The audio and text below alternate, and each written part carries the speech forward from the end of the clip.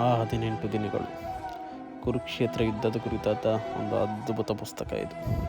Doctor KS Narayanacharya ಅವರು ಬರೆದಿರುವಂಥ ಈ ಪುಸ್ತಕ ಕುರುಕ್ಷೇತ್ರದ ಬಗ್ಗೆ 1ನೇ ದಿನದಿಂದ 18ನೇ ದಿನಗಳವರೆಗೂ ಒಂದೊಂದು ದಿನದಲ್ಲೂ ಆಗುವ ಯುದ್ಧ, ಪಾಂಡವ ಕೌರವರಲ್ಲಿ ನಡೆಯುವ ಸಂಭಾಷಣೆಗಳು, ಎಲ್ಲಿ ಎಲ್ಲಿ ಮೋಸ ಆಯಿತು, ಹೇಗೆ ಯುದ್ಧ ಆಯಿತು, ಗೀತೋಪದೇಶ ಹೇಗಾಯಿತು, ಇದರೆಲ್ಲದರ ಬಗ್ಗೆ ಎಳೆ ಎಳೆಯಾಗಿ ವಿವರಿಸಿದ್ದಾರೆ ನಮ್ಮ ಬರಹಗಾರರು.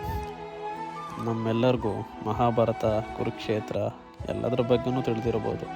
ಆದರೆ ನಮಗೆ ತಿಳಿದೇ ಇರೋದು ಏನೇನಿದೆ ಅದನ್ನೆಲ್ಲ ತುಂಬ ವಿಶ್ಲೇಷಣೆ ಮಾಡಿದ್ದಾರೆ.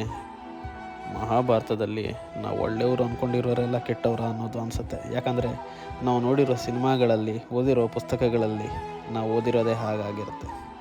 ಅರ್ಜುನ ಗುರು ಹಿರಿಯರನ್ನು ನಾನು ಕೊಲ್ಲೋದಿಲ್ಲ ಅಂದಾಗ ಅವರು ಮಾಡಿರುವ ಪಾಪಗಳ ಬಗ್ಗೆ ಶ್ರೀಕೃಷ್ಣ ವಿವರಿಸೋದೇ ಒಂದು ಅದ್ಭುತ.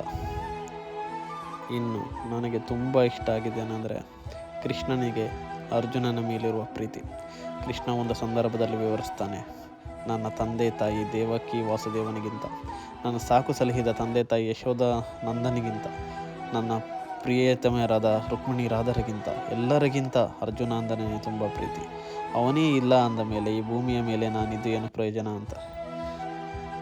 ಪ್ರೀತಿ ಎಂಬ ಪದಕ್ಕೆ ಇದಕ್ಕಿಂತ ದೊಡ್ಡ ಉದಾಹರಣೆ ಬೇಕಾನಿಸ್ತು.